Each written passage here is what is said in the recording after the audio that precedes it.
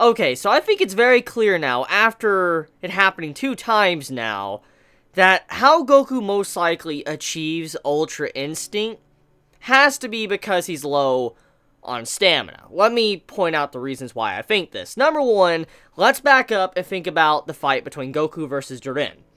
Goku in that fight, he used everything. He pushed himself to the absolute limit. He went Super Saiyan Blue, Kaioken times 20, still wasn't enough to fight Jiren, but he also used the Spirit Bomb, tried to push it back at Jiren, and Jiren just wore him out. He ran out of stamina, and it looked like Goku died to his own attack. And in that moment, wherever Goku went, we don't know exactly what happened. It looked like he was sucked into like a black hole or whatever. When he finally did come back, he achieved Ultra Instinct. And the theory was that the Spirit Bomb kind of regained Goku's stamina back. It unlocked it to where he was able to activate Ultra Instinct, but at the same time though, it was because he was very low on stamina. And if we look at this scene in this episode, Goku is in a very similar state. As we know, Goku, he just recently got out of the fight with Jiren. He barely has stamina to fight. He's slowly been trying to recover his stamina, but he's been fighting a very tough opponent, Kefla. And on top of that, he was forced to go Super Saiyan Blue even to deal with this fusion form. So in that case, he's already using a lot of stamina. He's pushing himself to the absolute limit once again. He is using stamina that he definitely does not have. He needs that stamina just to be able to function and run away.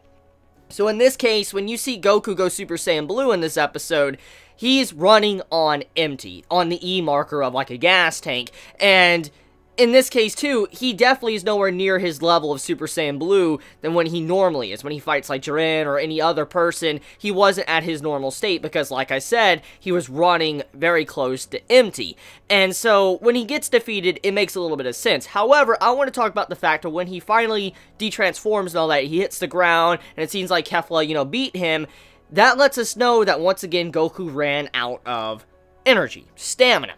And soon as everything looked like all hope was lost, he gets back up again, and Ultra Instinct activates. Now, this is my theory. I'm assuming that Ultra Instinct, however Goku is able to achieve it, he achieves it by being literally at absolute zero of his stamina and energy. And the heat that's coming off of Goku most likely is his time limit. Because when we think about a shonen and power levels and transformations and stuff like that, new techniques, usually they have a time limit. And in this case, most likely the heat coming off of Goku, since it's been emphasized a bunch of times already since the introduction of Ultra Instinct, most likely the heat is Goku's remaining time. As the heat runs out and all that, it's like leaking ki and all of that. His stamina's running out, his ki's running out. Soon as the heat's gone, he powers down, and that's basically it, which what happened after the end of the Jiren fight. He got knocked away. Frieza could have easily have killed Goku in that moment because Goku couldn't even defend himself. So I'm going to assume that there is definitely a big correlation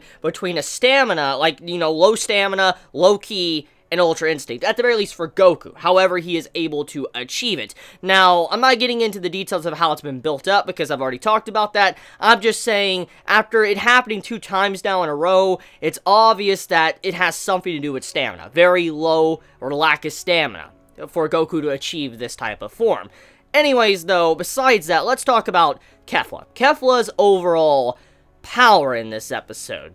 So, after watching this episode quite a few times, since this episode came out yesterday and I had quite a bit of time to be able to rewatch it, I was able to figure out that it's obvious that Kefla is nowhere near Goku if he was in his normal state. What I'm getting at is if Goku was at full max stamina, he was able to go all in, not have to worry about, stamina problems, he most likely would have easily have been able to deal with Kefla in this episode. But thanks to him being very low, near empty the entire time, it made it to where he couldn't really even fight back, which is why he was defeated by Kefla. Now, I'm not putting down Kefla and her strength. She's incredibly strong, really insane in terms of power level, and I've already discussed it in length in last week's episode review, so I'm not going to get back into that. However, it does appear, after looking at this episode, if Goku was near max strength, like how he was before he fought Jiren, he most likely would have been able to defeat Kefla, or put up a very, very good fight, and it would have been a very close fight, maybe drain Goku down to almost absolute zero, but he probably would have been able to beat Kefla by himself without having to achieve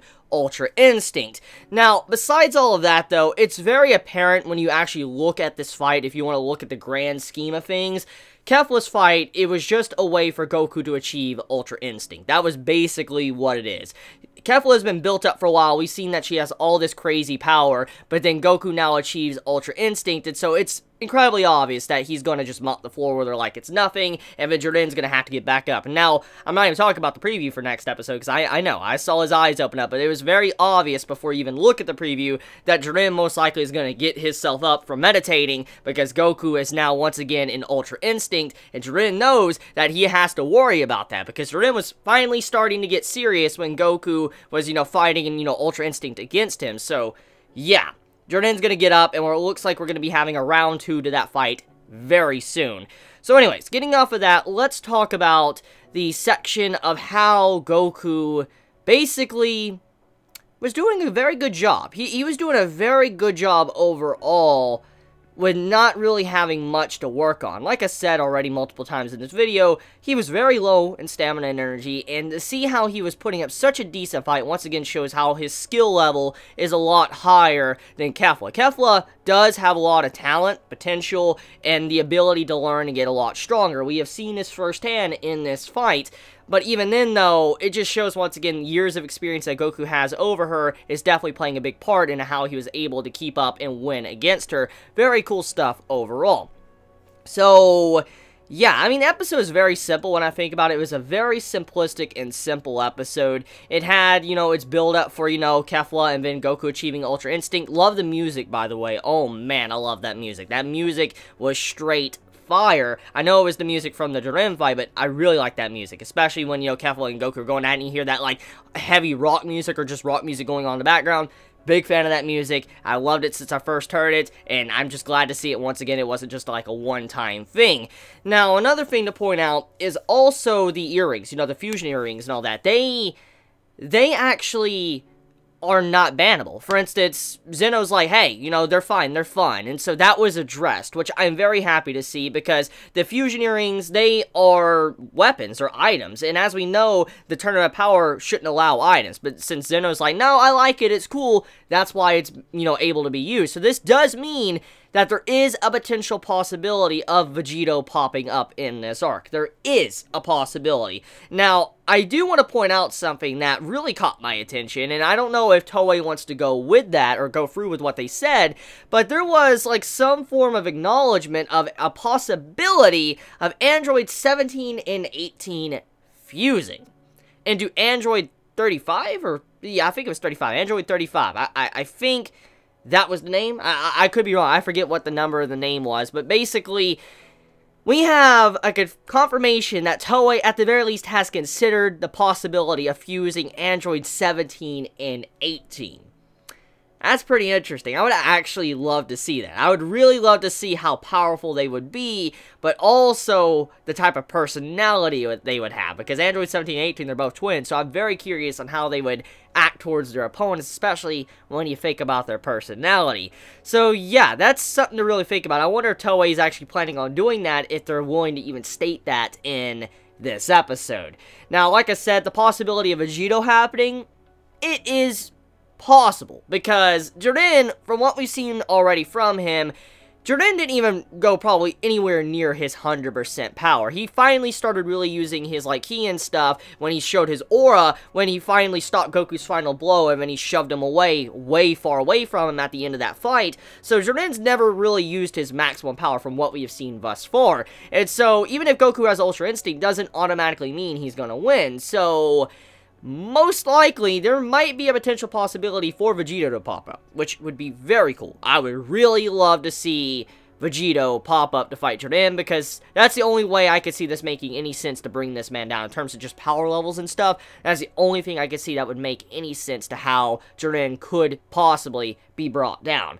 Now, speaking of Ultra Instinct and stuff, I want to talk about what Beerus did in this episode, his reaction to Goku and Ultra Instinct. The way Beerus looked, I got the impression that this man wanted to fight Goku. Was I the only one? Like, was I the only one after watching this episode that thought that Beerus looked like when he was just sitting up and all that, like he really just wanted to fight Goku right then and there? He's like, I can't even use Ultra Instinct properly, and Goku's doing something like this. I want to go up against, and that's kind of what it looked like to me. It looked like Beerus was like, if we survive this, if we win this entire tournament, he's like, I'm gonna fight Goku. I want to see his level and all that if he's able to achieve Ultra Instinct. So that was really cool. I don't know if I read that wrong or not, but it just seemed like that type of scene, because we know Beerus wanted to have a good fight. That's how Dragon Ball Super opened up in the first place. It opened up with Beerus wanting to fight a very strong person, which was a Super Saiyan God. And so, for Goku to achieve this form, automatically it's probably going to interest Beerus. He probably wants to fight this man to see where he's at. So, I'm just kind of curious. I wonder if that's also a little bit of a build-up to that potential possibility in the future of this series after this arc is all said and done.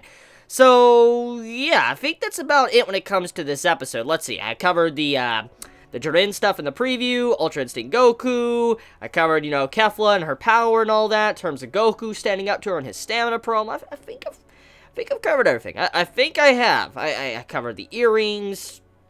I think I have. I don't think I'm missing anything. If I am, please, you know, let me know in the comments below.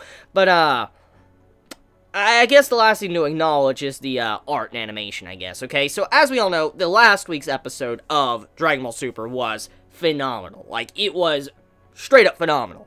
Like, man, it was really good. Like, it reminded me of stuff you would see from the end of Dragon Ball Z. I talked about that a lot. It was just really beautiful. And I already see that many are complaining about this episode, saying that the art is not as good. And I do admit that the art style is not the exact same as last week's episode. However, I don't think that the episode looks bad. I don't. There's certain scenes, but I don't think it actually looks that bad. In fact, it looks a lot better than what we're normally seeing in Dragon Ball Super. I mean, let's go back to the beginning of the series of Dragon Ball Super, okay? You remember how atrocious that looked? Well, this is way better, 1,000 times better compared to that. So I don't think we really have a right to complain, to be honest. So let me know your thoughts in the comments below. I love you all so much. You have a wonderful day or night wherever you live. Please be safe. If you enjoy my content, please subscribe. And if you like this video, please leave a like. And if you don't like this video, obviously, leave a dislike. I don't fault you for it, because everybody has a right to dislike me. And if you hate me, dislike me, go ahead and leave a dislike. I don't fault you for it. So I love you guys. You have a wonderful day or night wherever you live. Please be safe. Chibi out.